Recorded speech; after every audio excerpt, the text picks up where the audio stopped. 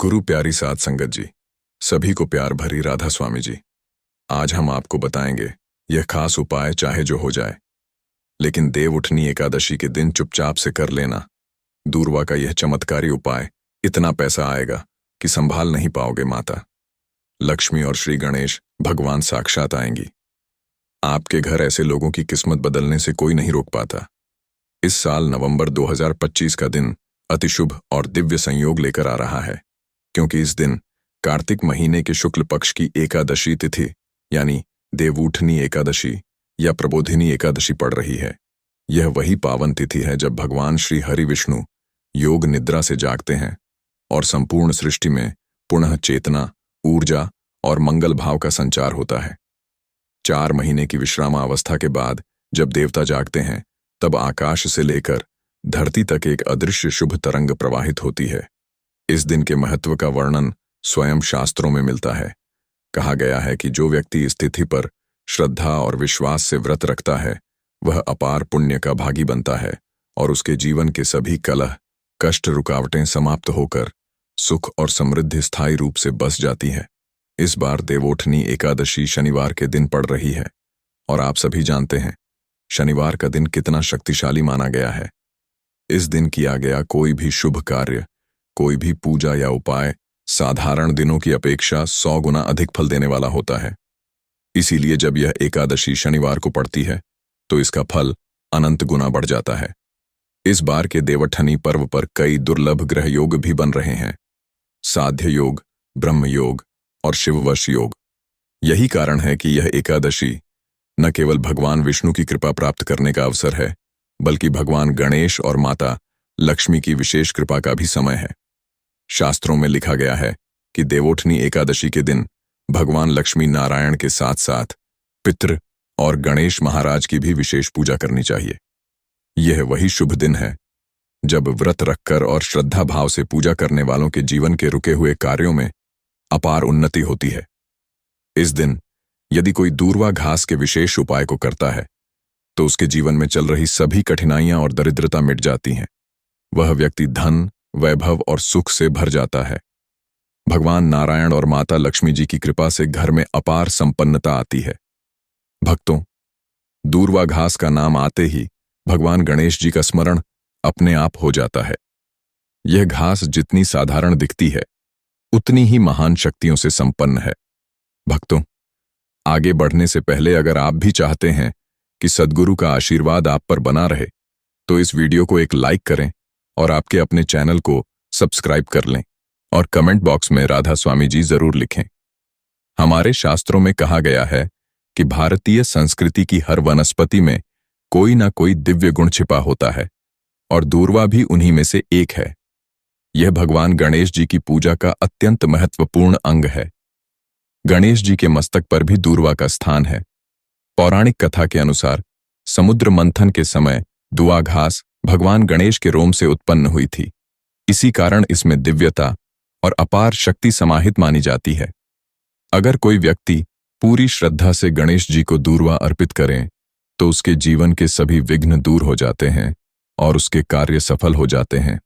भक्तों, यह दूर्वा न केवल धार्मिक दृष्टि से पूजनीय है, बल्कि तांत्रिक और आयुर्वेदिक दृष्टि से भी अत्यंत शक्तिशाली मानी गई है। यही कारण है कि यह देवउठनी एकादशी, जो इस बार शनिवार को आ रही है, दूर्वा के उपायों के लिए सर्वोत्तम मानी जा रही है। शनिवार को किया गया दूर्वा का उपाय हजारों यज्ञों के समान फल देता है। इसलिए भक्तों, यदि आप भी अपने जीवन की परेशानियों से दुखी हैं, चाहे धन की कमी हो, व्यवसाय में रुकावटें हो या नौकरी में असफलता, तो इस एक दिन किए गए दूर्वा के उपाय से सब कुछ बदल सकता है। शास्त्रों में यह भी कहा गया है कि जो व्यक्ति कार्तिक शुक्ल एकादशी के दिन विधिवत व्रत रखकर दूर्वा घास का विशेष प्रयोग करता है, उसे जन्म मरण के बंधन से मुक्त होकर स्वर्ग प्राप्त होता है। यही वह तिथि है जब भगवान विष्णु की कृपा से पितृ प्रसन्न होते हैं और घर में सुख शांति का वास होता है। तो आइए भक्तों, आज हम इस पवित्र एकादशी की कथा, इसके महत्व और दूर्वा से जुड़े उन सभी दिव्य उपायों को जानें जो जीवन में सुख, शांति, समृद्धि और धन वैभव को आकर्षित करते हैं। भक्तों, सबसे पहले बात करें इस देवउठनी एकादशी की तिथि की। इस वर्ष यह एकादशी 1 नवंबर की भोर में 3:33 पर प्रारंभ होगी और अगले दिन प्रातः 4:21 पर समाप्त होगी। इस कारण व्रत 1 नवंबर को रखा जाएगा और पारण अगले दिन किया जाएगा। यह दिन केवल व्रत का नहीं बल्कि एक पूरे उत्सव का दिन है, क्योंकि इस दिन भगवान श्री हरि विष्णु अपनी योग निद्रा से जागते हैं और 4 महीने की विश्रामा अवस्था के बाद पुनः सृष्टि की गतिविधियां प्रारंभ होती हैं। यही कारण है कि इसे देवोठनी कहा गया है। पुराणों में वर्णन आता है कि भगवान विष्णु आषाढ़ शुक्ल एकादशी के दिन क्षीर सागर में शेषनाग की शैया पर शयन करते हैं और 4 महीने तक विश्राम करते हैं। इस काल को चातुर्मास कहा जाता है। इस अवधि में विवाह, गृह प्रवेश, यज्ञ या बड़े संस्कार नहीं किए जाते, क्योंकि देवता स्वयं योग निद्रा में रहते हैं। लेकिन जब कार्तिक शुक्ल एकादशी आती है तब भगवान विष्णु जागते हैं, जिससे सृष्टि में पुनः स्फूर्ति आती है। यह दिन आलस्य, मोह और अज्ञान से जागने का प्रतीक दिन होता है। जब भगवान विष्णु जागते हैं तो माता लक्ष्मी के साथ समस्त देवता प्रसन्न हो उठते हैं। पद्म पुराण और भविष्य पुराण में बताया गया है कि जो भी मनुष्य इस तिथि पर व्रत रखकर भगवान श्री हरि की पूजा करता है, वह असंख्य जन्मों के पापों से मुक्त होकर परम लोक को प्राप्त करता है। इसलिए इस एकादशी का व्रत अत्यंत शुभ और कल्याणकारी माना गया है। परंतु इस बार का देवोठनी पर्व और भी विशेष हो गया है, क्योंकि यह शनिवार को है। शनिदेव की कृपा और भगवान गणेश की दूर्वा एक साथ आ रही हैं। शनिवार का दिन दूर्वा के प्रभाव को कई गुना बढ़ा देता है। जब शनिवार के दिन दूर्वा की पूजा की जाती है तो इसका फल 1000 यज्ञ करने के समान बताया गया है। अब जानते हैं दूर्वा के अद्भुत उपाय। अगर किसी के घर में धन की तंगी चल रही हो, जितनी कमाई होती है उससे अधिक खर्च निकल जाता है, तो यह उपाय उनके लिए वरदान बन सकता है। सबसे पहले 11 दूर्वा की पत्तियां लें। ध्यान रहे, इन्हें स्वच्छ स्थान से तोड़ें, किसी गंदी जगह या नाले के पास से नहीं। फिर इन्हें गंगा जल या शुद्ध जल से अच्छे से धो लें। उसके बाद सुबह भगवान श्री गणेश जी के सामने बैठकर ओम गण गणपतये नमः मंत्र का जाप करें और उन दूर्वाओं को समर्पित करें। भगवान को प्रणाम करें और अपने परिवार की सुख समृद्धि की मंगल कामना करें। फिर उन 11 दुआ की एक गांठ बनाकर अगले दिन अपनी तिजोरी या अलमारी में रख दें, जहां धन रखते हैं। इससे घर में धना आगमन के नए रास्ते खुलते हैं और दरिद्रता समाप्त होती है। भक्तों, ये कोई साधारण उपाय नहीं है। इसे करने से पहले मन में विश्वास और श्रद्धा रखना अत्यंत आवश्यक है। जब श्रद्धा सच्ची होती है तभी यह उपाय प्रभाव देता है, क्योंकि दूर्वा में गणेश तत्व विद्यमान है। जब यह उपाय देव उठनी एकादशी के दिन किया जाता है, विशेषकर शनिवार के दिन, तो इसका फल 100 गुना अधिक होता है। इसलिए इस दिवस को किसी भी हाल में न चूके। देव उठने का यह पर्व केवल धन प्राप्ति का माध्यम नहीं, बल्कि यह वह अवसर है जब व्यक्ति अपने भाग्य को बदल सकता है। जिन लोगों के कार्य वर्षों से रुके हुए हैं, जिनकी मनचाही नौकरी नहीं लग रही या विवाह में अड़चने हैं, उन्हें यह उपाय अवश्य करना चाहिए। बस एक दूर्वा की डंडी और एक लोटा शुद्ध जल लेकर गणेश जी के मंदिर या घर के पूजा स्थल पर जाएं। वहां बैठकर श्री गणेशाय नमः मंत्र का 11 बार जाप करें और दूर्वा भगवान के चरणों में अर्पित करें। इसके बाद वही जल धीरे धीरे गणेश जी पर चढ़ा दें और मन में अपनी मनोकामना व्यक्त करें। विश्वास रखें, शीघ्र ही गणेश जी आपकी बाधाएं दूर करेंगे और सफलता आपके कदम चूमेगी। भक्तों कथा के अनुसार जब राक्षस अलनासुर के शरीर से रक्त की बूंदें गिरकर नई असुर जातियां उत्पन्न होने लगीं, तब भगवान गणेश ने दूर्वा से उन्हें शांत किया। गणेश जी ने दूर्वा का प्रयोग कर उस रक्त प्रवाह को रोक दिया था। तब से दूर्वा को संकट निवारण की अमोघ वस्तु माना जाने लगा। इसी कारण दूर्वा का पूजन, व्रत और प्रयोग करते समय सच्चे मन की भावना रखना आवश्यक है। दूर्वा केवल वही फल देती है जब भावना शुद्ध और उद्देश्य नेक हो। दूर्वा घास के प्रयोग के बारे में एक रहस्यमय तथ्य यह भी बताया गया है कि यह केवल विघ्नों को ही नहीं मिटाती, बल्कि मन की अशांति और नकारात्मकता को भी भस्म करती है। यदि किसी व्यक्ति के जीवन में बार बार असफलता मिल रही हो, घर में कलह क्लेश बना रहता हो या कार्यों में लगातार अड़चनें आ रही हो, तो उसे 11 या 21 दिनों तक प्रतिदिन भगवान गणेश जी को ताज़ी दूर्वा अर्पित करनी चाहिए और गणेश अथर्व शीर्ष या गणेश वंदना का पाठ करना चाहिए। यह प्रयोग अत्यंत चमत्कारी और सिद्ध माना गया है। अनेक श्रद्धालुओं ने अनुभव किया है कि जब उन्होंने श्रद्धा भाव से दूर्वा अर्पित करने का नियम अपनाया तो उनके जीवन के रुके हुए कार्य स्वयं बनने लगे। परिवार में शांति का वास हुआ और आर्थिक समृद्धि का प्रवाह बढ़ता गया। दूर्वा घर के वातावरण को भी पवित्र करती है। यदि प्रत्येक एकादशी को ताज़ी दूर्वा लाकर अपने घर के मंदिर में रखी जाए और फिर गणेश जी को चढ़ाई जाए तो घर से नकारात्मक ऊर्जा अपने आप निकल जाती है। तांत्रिक ग्रंथों में दूर्वा के अनेक उपाय बताए गए हैं। उदाहरण के लिए, यदि किसी व्यक्ति को नजर या टोना टोटका लग गया हो तो देवठन्नी एकादशी के दिन दूर्वा की 7 गांठें लेकर किसी पात्र में जल भरकर उसमें प्रवाहित कर दें या उस दूर्वा को व्यक्ति के ऊपर से 7 बार वार कर फेंक दें। इससे उस पर लगी बुरी दृष्टि तुरंत समाप्त हो जाती है। कई तांत्रिक सिद्धों का कहना है कि यदि किसी व्यक्ति के घर में अचानक टूट फूट होती हो, भय का वातावरण बना रहता हो, नींद में झटके या अज्ञात छाया का अनुभव होता हो तो दूर्वा उसके लिए एक चमत्कारी रक्षा कवच सिद्ध होती है।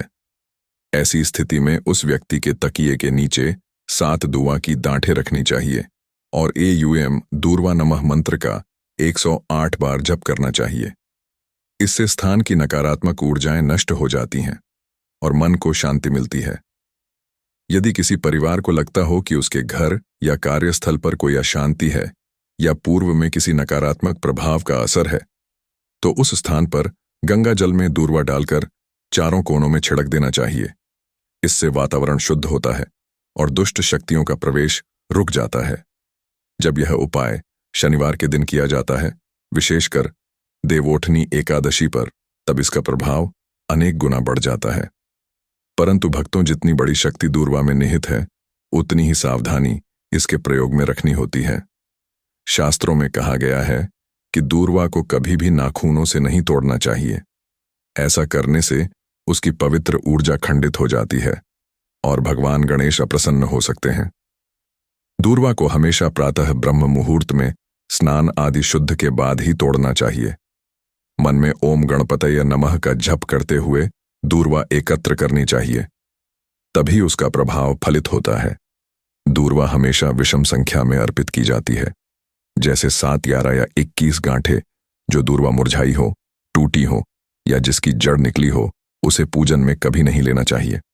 दूर्वा के प्रयोग के दौरान मन में शुद्धता कायम रखनी अत्यंत आवश्यक है।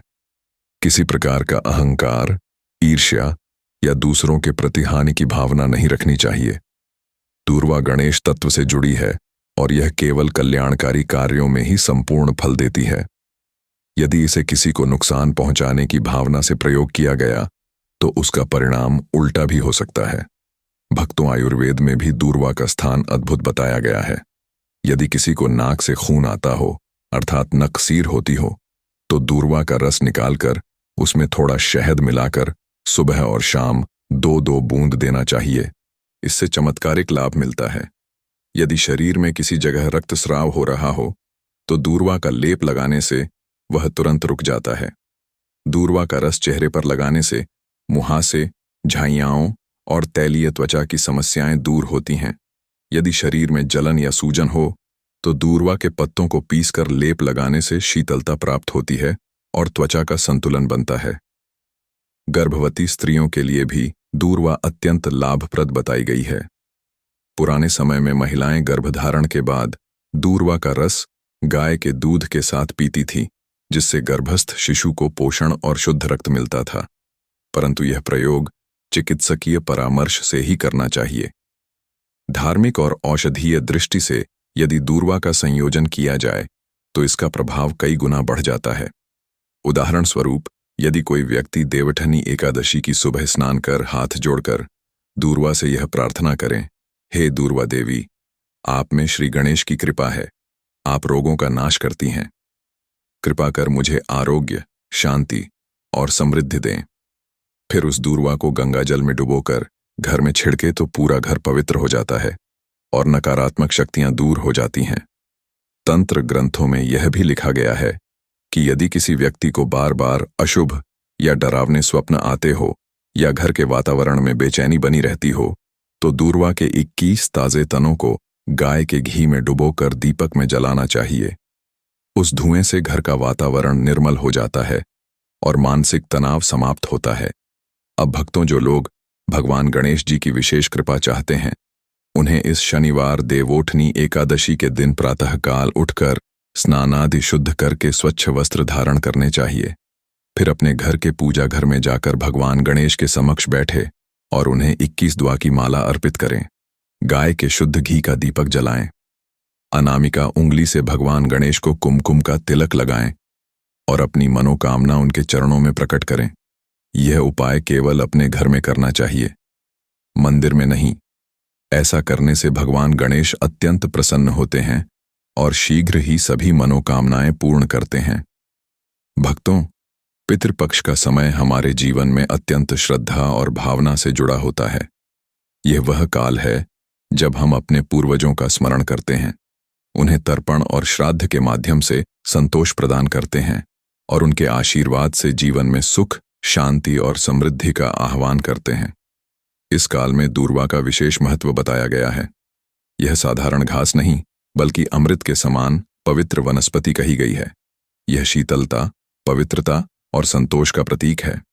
पौराणिक कथाओं में कहा गया है कि जब समुद्र मंथन हुआ और अनेक दिव्य रत्न उत्पन्न हुए, तब दूवा को भी देवताओं ने अमृतमय शक्ति से संपन्न किया। तभी से यह जीवन दायिनी और आत्मा को शांति प्रदान करने वाली वनस्पति मानी जाने लगी।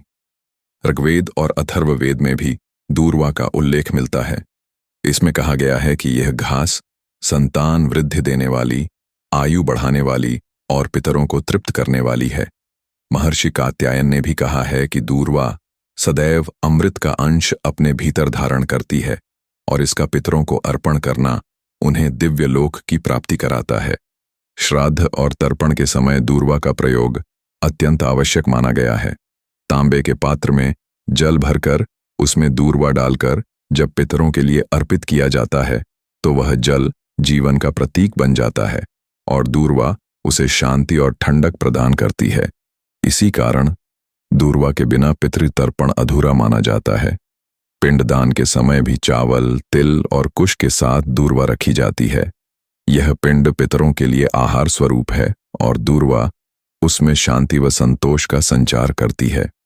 माना जाता है कि यदि पिंड में दूर्वा रखी जाए तो पितर प्रसन्न होकर अपने वंशजों को आरोग्य, आयु और संतान सुख का आशीर्वाद देते हैं।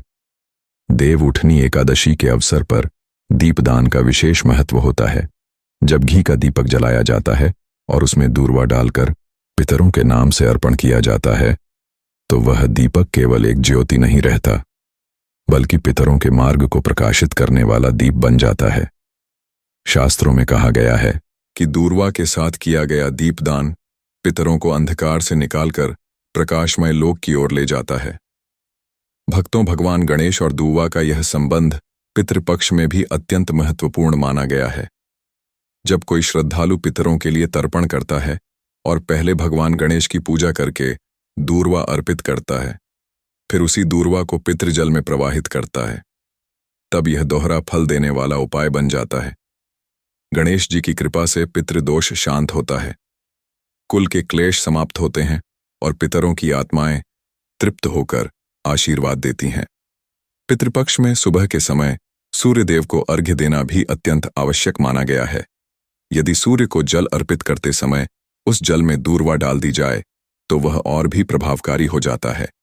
यह सूर्य पूजन और पितृतर्पण दोनों का संगम बन जाता है। सूर्यदेव उस दूर्वा युक्त जल को पितरों तक पहुंचाकर उनकी आत्मा को दिव्य ऊर्जा प्रदान करते हैं।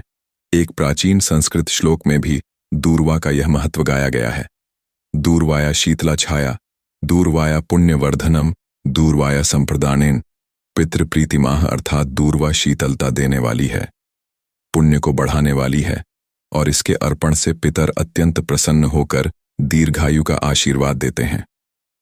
भक्तों, जैसे भगवान विष्णु 4 महीने की योग्य निद्रा के बाद जागते हैं, वैसे ही इस दिन मनुष्य को भी अपने भीतर की निद्रा, आलस्य, मोह और अज्ञान से जागना चाहिए।